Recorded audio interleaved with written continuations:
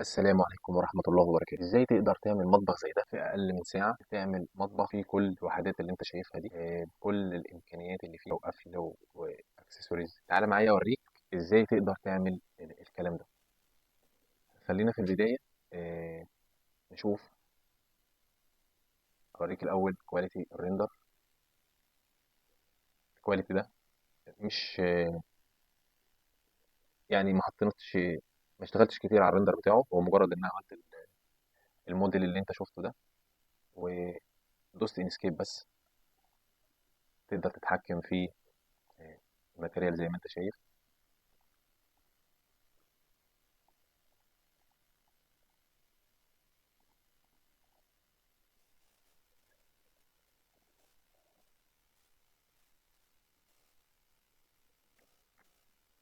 يبقى عندك آه، واحدة زي كده فيها الأوبشن ده.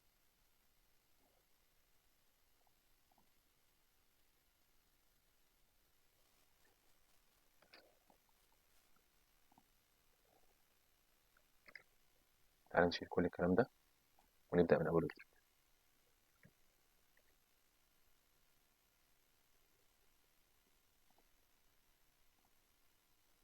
دي ده ده المطبخ اللي احنا هنشتغل عليه، وده هيكون موجود معاك مع المكتبة. هو عبارة عن مطبخ بمساحة، تغير المساحة بتاعته زي ما انت عايز. هو بيبقى مقفول أو مفتوح، لا انت عايز تعمله حرف ال أو حرف يو، متاح معاك كده.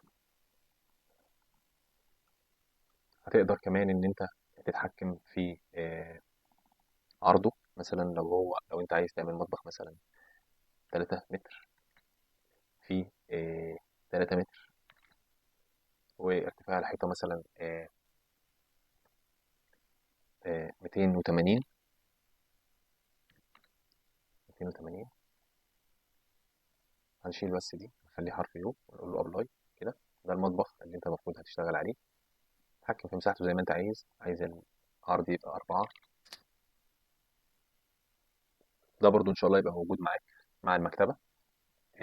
المكتبة بيوصلك بلجن زي ده كده. كل اللي عليك ان انت تفتح البلجن، تلاقي عندك. خلينا هنختار هاندلس. هعرفك على المكتبة الأول. المكتبة هي عبارة عن نظام شغل، يعني نظام سيستم عمل للمطابخ. تدخل على ده واجهة البلجن اللي في المكتبة. آه، بالترتيب كده. لو انت داخل تشتغل، أول حاجة اللغة. في انجليش، وفي لغة عربي، وفي فرنساوي. هنا كل الوحدات اللي موجودة في المكتبة. ده في القسم، احنا بنتكلم دلوقتي على القسم بتاع اللي هو هاندلز اللي انت اخترته، سواء ده او ده يعني. بس هنا لو دخلت هنا على الباس يونت، هنا على الوحدات السفليه، هتلاقي الوحدات زي ما انت شايفها كده. آه، دي الوحدات السفليه. وما تستقلش بيهم لان هم فيهم كل الامكانيات اللي انت تقدر تعملها يعني. هم 3 4 7. السبعه دول مثلا ممكن تضرب في 4 او 5، فهتلاقيهم العدد ده بتاعهم. هو اليونت. عايز برضو اقول لك ان انت مديك فرصه ان انت تعدل وتشتغل وتعرف وتفهم ازاي الوحدات دي بتشتغل او بتعملها ازاي. يعني واحده واحده يوصل معاك الموضوع اللي انت تقدر تبني وحده من الصفر بالمواصفات اللي انت عايزها. هنا الوول يونت دي الوحدات العلويه، ودي بتتحكم فيها من هنا. الارتفاع بتاعها عن الارض، يعني بتقدر تظبطها على الارتفاع اللي انت عايزه بالظبط. الطول يونت اللي هي الوحدات الطويله. آه، زي ما انت شايف برضو، تقدر برضو بعد كده انت تقدر تغير فيهم، بس يعني كل اللي موجود ده هو ده اللي انت هتحتاجه. حاطط لك بقى احواض تستخدمها برضو.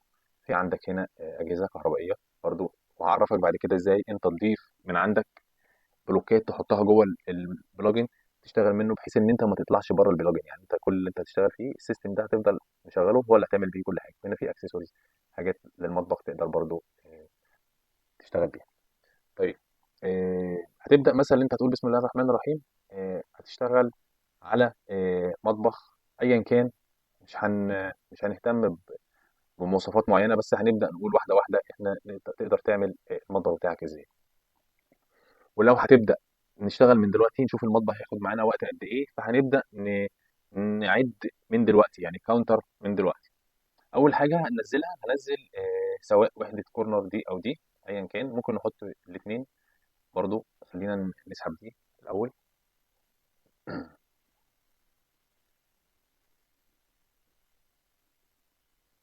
سحبنا واحده زي دي كده، واحده بس. لو انت هتحط اكتر من واحده بتلاقي التانيه نزلت وراها، فهتضغط سبيس عشان تلغيها. دي الوحده معاك. اول ما بتعمل كليك على الوحده بالشكل ده بتوديك للقائمه بتاعه الادوات. طيب قائمه الادوات دي فيها ايه؟ فيها روتيت. روتيت كده بتلف الوحده من غير الماوس، الوحده بتلف من غير الماوس. هنا بس مجرد ان انت بتضغط على الاختصار بتاعها، لفتها على الاتجاه اللي انت عايزه، ورحت شوف المقاس بتاعها. لو انا عايز دلوقتي مثلا اظبط المقاس بتاعها هضغط هنا، هيظهر لي الاوبشن بتاعها. هي مثلا كده مظبوطه على 90 في متر، خليني مثلا هقول ان انا عايزها مثلا 90 في 90 كده. ونوع الضلفه، وضع المقبض. المقبض تتحكم فيه هنا. هنا نو باسكت، لو عايز تحط فيها باسكت او لا تختارها برضو براحتك. هنقول له يس وهقول له ابلاي. اتظبطت الوحده، هلغي دي خلاص كده. هاجي طبعا هي الوحده مقاسها ستاندرد 87.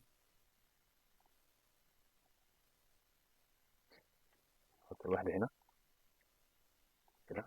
كده الوحده اتحطت معايا في الكورنر. طيب تاني حاجه، تاني وحده هضغط هنا في اي مكان فاضي وهيظهر لي البلجن تاني. هختار مثلا الوحده اللي فيها، خليني اخد الكورنر التاني ده كده اهو، بنفس الطريقه. لو ضغطت على الكورنر برضو هقدر الفه الاتجاه اللي انا عايزه، واقدر اعمل له فليب كده يمين او شمال ايا كان. وبعدين هاخده كده من الكورنر كده، وبعدين كده حطيت في مكانه. طيب خلينا نظبطه. ما ظبطناش، تقدر برضو ان انت هنا من الاوبشن هنا تتحكم فيه. هو 90 في 90 آه، تمام، و58 تمام، ما فيش اي مشكله. هاجي بعد كده اخد وحده هنا ضلفتين مثلا.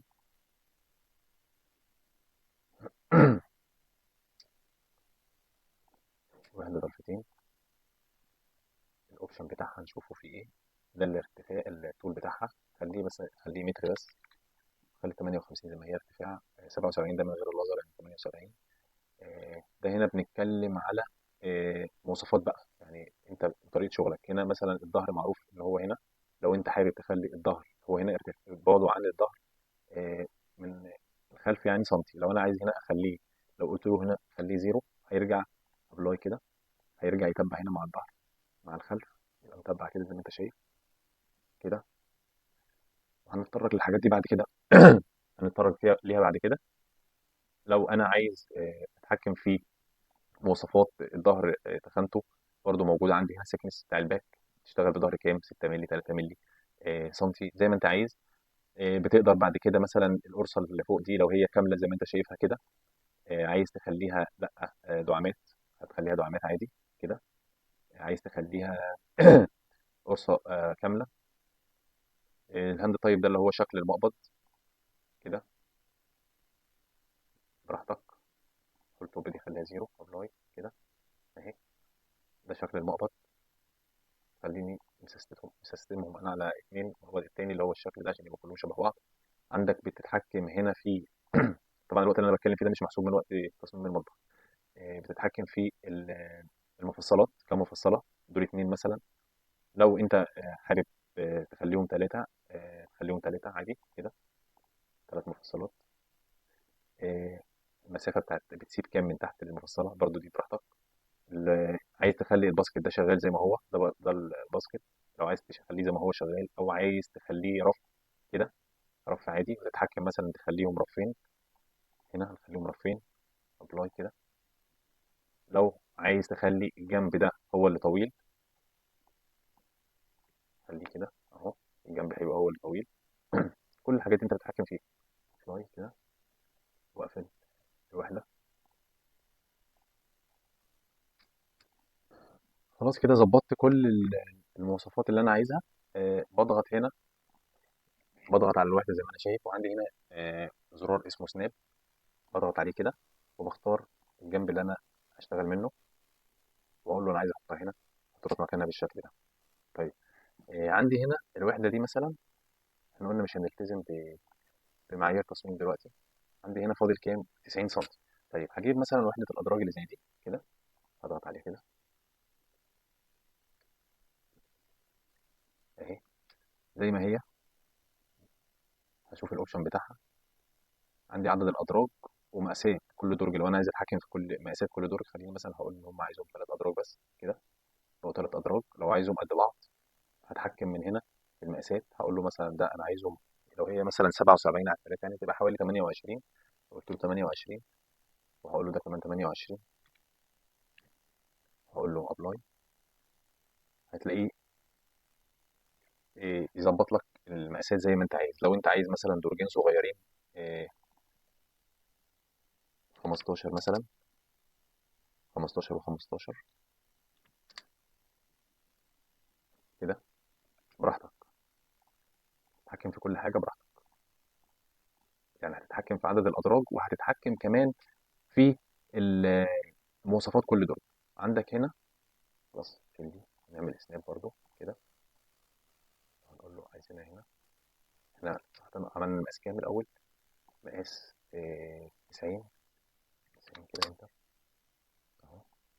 وهاجي اقول له سناب الوحده دي، خلينا نجرب من ناحيه المره دي كده، اقول له عايزينها هنا كده. كل شغلك انت بس بتظبط مقاسات وتحط الوحده في مكانها.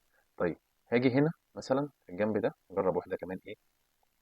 هات الوحده دي.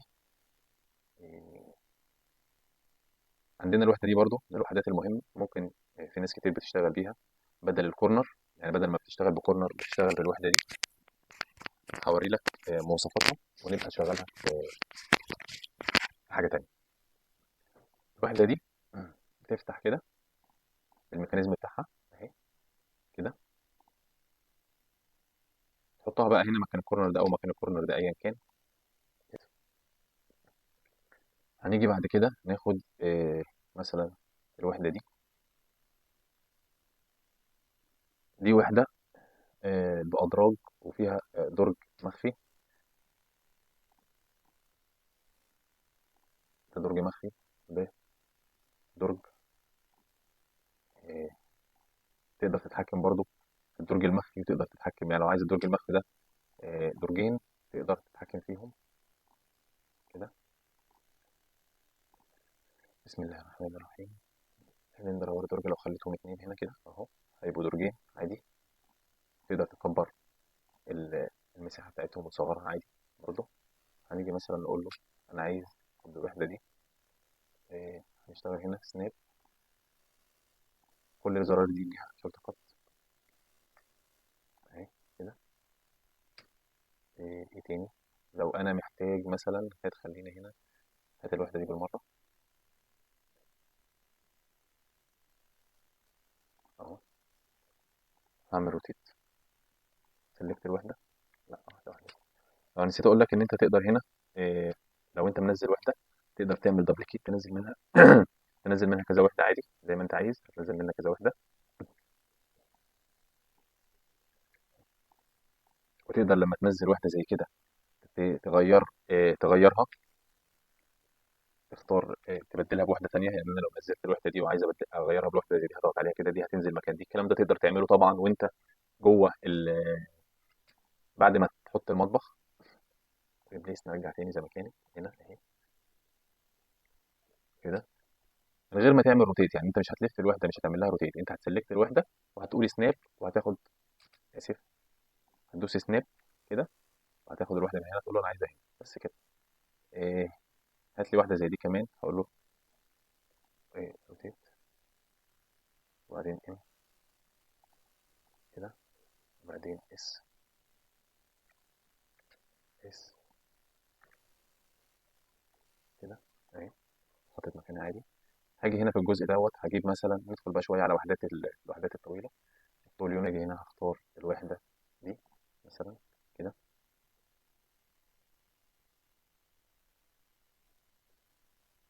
كده هقول له سيلكت الوحدة واقول له سناب. هاخد مثلا من هنا، عايزها هنا كده اهي. خلينا هجيب وحدة مايكرويف وفرن كده. حط الوحدة في أي حتة يعني حط الوحدة في أي حتة كده أهي، واضغط عليها وامسك أي أداة كده. كده مثلا قول له أنا عايزها في النقطة دي، هي تروح تتحط في مكانها بالظبط. طيب في إيه تاني؟ الوحدة دي عندنا الوحدة دي برضو هاتها جنبها هنا أهي كده. سلكت الوحدة دي كده اسمها إيه؟ هنا. أنت خلاص عرفت بقى، أنا مش هقول لك كده. عايزها جنب الوحدة دي كده أهي. طول دي شوية، سكيل.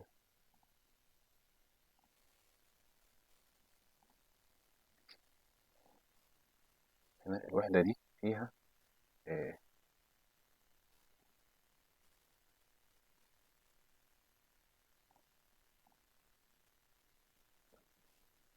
ميكانيزم اللي هو بتاع السوبر ماركت، بتاعت السوبر ماركت اهي.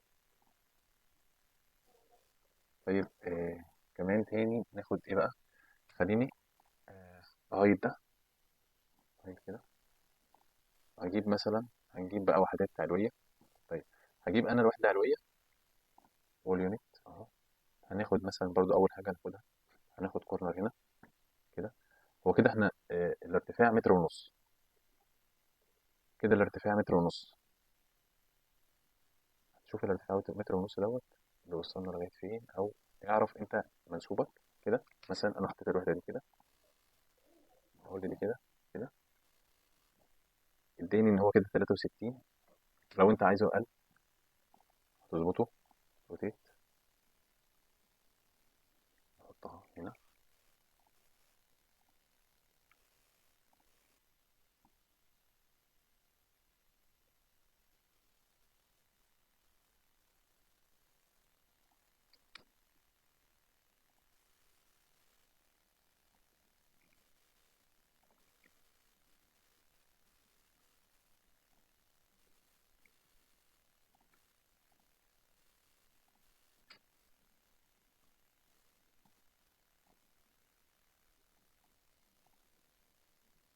هنا بنتحكم في الجنب الشمالي والجنب اليمين والكل بتاعها. اجي هنا عايز اشوف بس المقبض عند طيب دي 2 تقريبا، يبقى ده مقبض. هنا المقبض موجودة، المقبض موجود.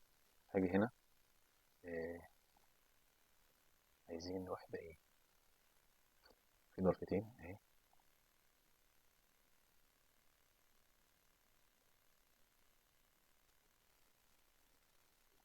كده. حطيتها كده وقلت له سناب هنا كده، تروح مكانها على طول. ممكن نقيس المسافة دي، نقيس المسافة دي كده، هنلاقيها كام؟ 60 سنتي. نجيب واحدة فردي 60 سنتي اهي. وبرضه سناب، انت مش هتتعب في حاجة خالص، انت هترص بس كده. عندي هنا المسافة دي مثلا كده، من هنا شيفت كده اهي 58 و8. لو انت عايز تجيب الاتنين من اللي هتجيبهم عادي، خلينا نتعود ان احنا نشتغل بالسناب كده، سناب كده. وعندي هنا واحدة برضو بكام، شيفت اهي 43 و8. ممكن اخد دي اقول له دبليكيت كده، واقول له عايزها، قلنا كام؟ 48 و8، 48 و8 كده اهو، كده اهو عادي مفيش مشكلة خالص. عندي هنا الجزء ده كام؟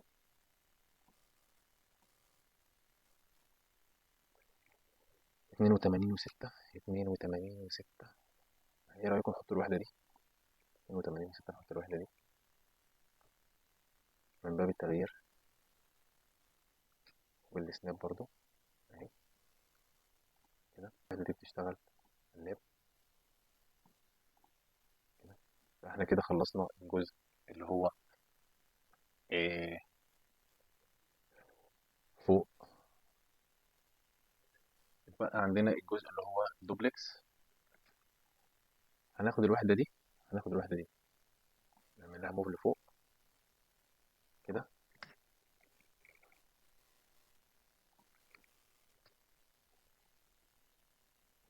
ميكانيك، وهعمل لها سكيل هنا كده. بس هعمل حاجة بسيطة، إن أنا هاجي أقول له عايز العمق بتاعها 60 58، والناحية التانية 58 كده. كبر بقى ده شوية، خليه 90، وخلي ده كمان 90 كده.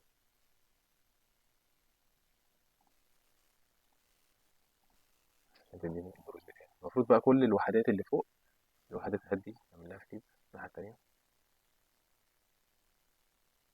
لا مش هنعمل فليب، احنا هنعمل كوبي دوبليكيت منها، وبعد كده أقول له ميرور فليب أهو، وبعدين آخدها هي أحطها الناحية التانية. طيب بالنسبة ليه هنشتغل بالوحدة دي، ممكن نشتغل بدي أو بدي، دي ضلفة ودي ضلفتين الاتنين قلاب. هنشتغل بدي مثلا. احنا عندنا المسافة دي قد ايه كده؟ 190، يبقى 95 و95 واحدة اهي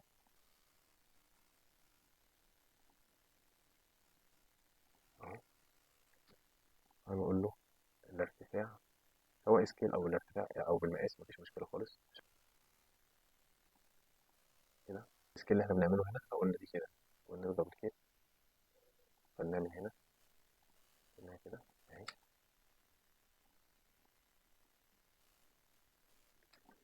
ممكن نعمل دي كده ميكانيك عشان اهو كل واحدة تفتح لوحدها. عندنا هنا المقاس ده كده كام مثلا؟ هناخده لغاية الوحدة بس، مش هنزود عن الوحدة. كام؟ 270، 3 في 9 27، يبقى 90 سنتي. ناخد من دي دوبليكيت كده ميكانيك، هنقول له روتيت.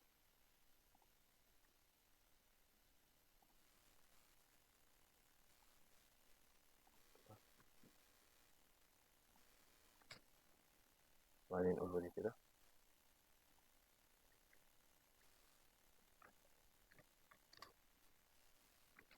الموضوع اسهل، اسهل مما تتخيل.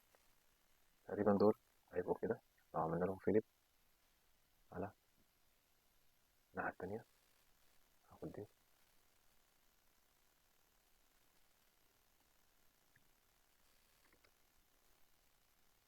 واقول له ان كده. كده يعتبر المطبخ بتاعنا خلاص. هات كده زي ما هو،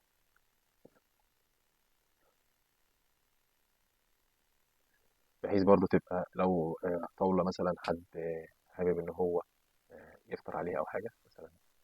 هات من تحت مش من فوق كده اهو. اقول له عايزه هنا كده. همسك السكيل ده هاخده كده لغاية كده كده. بس ده كده يبقى انا عملت المطبخ بتاعي بتاع الوحدات. انا دلوقتي مثلا اخترت الوحده دي وعايز اعمل الرخام بتاعها. هنا عندي زرار اسمه ماربل توب، بضغط عليه كده وبقول له السيكنس بتاع الرخام بتاعي 3 سم، البروز اللي قدام 2 سم. البروز ده زياده عن الطبيعي، فانا هخليه 2 بس. وعندي هخليه مفيش يعني زيرو، وهقول له مثلا عايز رخام ابيض، وعاوز وزره في اللي هي الباك سبلاش ارتفاعها 10 سم ورا، وهقول له جنريت كده. عمل لي الرخامه بتاعتي. طيب هاجي هنا، هاجي هنا الجزء ده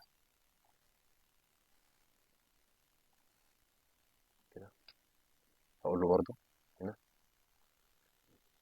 ابيض هنا سريع. عمل هنا رخامه. طيب انا عايز دي ودي مع بعض، اقول له برضه هضيف لهم ماربل وابيض، واقول له جنريت، عملهم اهو مع بعض. ودي برضه ماربل ابيض جنريت، حط اهي. هاجي هنا همسك اللاين ده وهعمل فيس كده، فيس عادي اهو. وهاجي هنا، هاجي هنا وانا ضاغط على زرار من غير ما اضغط، هو علم لوحده اهو كده. عمل لي هنا فيس اهو، الفيس اهو. وهقول له ماربل ابيض جنريت، عمل الرخامه بتاعتها. هنا برضو شكل تاني هنا اهو. هاجي اقول له لا، لاين، لاين كده كده اهو اهو. ماربل ابيض جنريت، عمل الرخامه. يبقى انا كده عملت الرخام بتاع المطبخ بطاقه بسيطه. لو المطبخ، احنا كده خلصنا المطبخ. وهاجي هنا في الفاكتوري بقى، هدخل في الجزء بتاع الفاكتوري. جزء الفاكتوري اول حاجه فيه هنا بيقول لك انا جنريت. لو انت هتاخد قطعه واحده، انا عملت لهم سيلكت كلهم مش مشكله. فهقول له جنريت. بص هو يعمل ايه لوحده. جاب كل المطبخ، كله المطبخ كله 278 مسمار، دول اللي مثبتين بيهم المسامير دي هنا مسامير، هنا الرجول، هنا المفصله. مشكله لو انا جيت هنا، دي ايه؟ اقول له هنا كاتنج ديجرام. لو انا مثلا بقول له ده خلينا في النستنج، قلنا قلنا هنا النستنج جنريت. خليه يقول لنا، خلينا نشوف هياخد كام لوحه.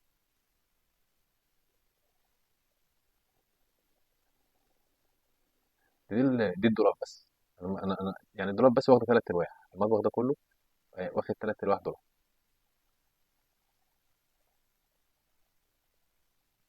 واخد ثلاث ارواح. طب سيب، خلينا من ده، خلينا من ده. بص،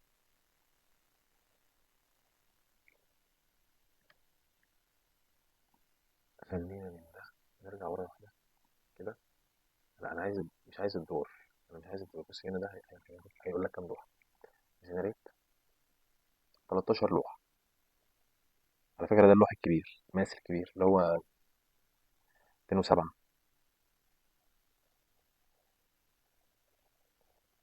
طب ستوب. كله. والجناب اللي فيها مفحار، الجناب اللي فيها مفحار بتاع الاضراب، مفحار اهي. الوحدات، كل حاجه ظاهره معاك. سلكت عليها كلها. وجيت مثلا انا عايز اغير لون الماتيريال ده، انا عايز اغيره. هدوس ماتيريال وهاجي هنا على لون الدور وهقول له غير لي اللون، خليه مش عارف ده لونه ايه. واقول له ابلاي كده. غيرنا لون المطبخ كله اهو. طيب لو جيت قلت له مثلا لا انا مش عايز، رجعه لي زي ما كان ماتيريال، اعملوا لي اوريجينال، هات لي الاوريجينال بتاعه. هيرجعه زي ما كان. معاك خمس قلمات، خمسه ماتيريال. وبعد كده حاجه اقول لك، هقول لك بعد كده تضيف ماتيريال تاني اللي انت بتشتغل بيه او اللي انت عايزه ازاي. وهقول لك كمان ازاي تضيف في الكات ليست وازاي تسعره كده اهو. أهو. ده المطبخ. هو كل الدولاب بتفتح وتقفل، كل الدولاب بتاعتك بتفتح وتقفل اهي. اهي الأضرار بتفتح وتقفل، واحدة زي دي بتفتح وتقفل. طبعا هتحط الأجهزة بتاعتك، هتجيب الأجهزة بقى وتحط الأجهزة وهنا هتضغط على الان سكيب وهيطلع لك. تهيألي في حاجات تانية، نبقى نشرحها في فيديو تاني. أعتقد إن في النظام ده أنت محتاج إن يكون معاك حاجة زيه. في إمكانيات أكتر من كده على فكرة، وأهم كمان.